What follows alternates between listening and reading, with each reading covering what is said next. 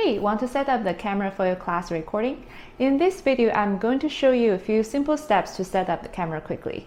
First, let's check my recording package and put everything together.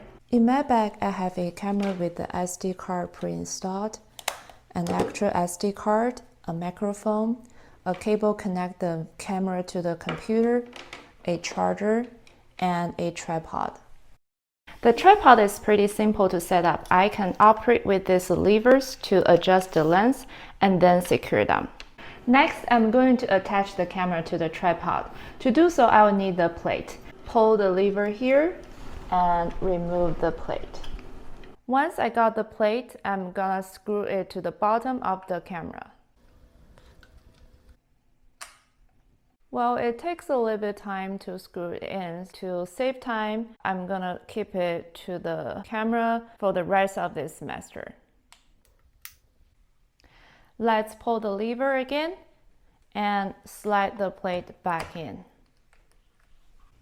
Now I only have the microphone left in my package, so let's add it on. I pre-checked that the batteries are in the microphone, but I will turn it on to see if it's in working condition. I see the green light, that means it's in good condition, ready for use. Let's slide the microphone on top of the camera and turn the knob to tighten it into place. Plug the cord into the camera. To save time for future recording, I'll keep the microphone staying on the camera for the rest of this semester. Before recording, I will always remind myself to turn on the microphone to make sure the voice can be recorded. And I will also remember to turn it off after each recording to save battery's life. Now that the basics are set up, let's put our equipment in place. The spot that I'm looking for in my classroom should allow the camera to capture a maximum view of students, ensuring myself in the frame during the instruction, and the slides number of PowerPoint presentation should be shown as well. Once I found the perfect spot, I like to use the blue tape to mark it for future use. Now everything is good. Let's move on to recording.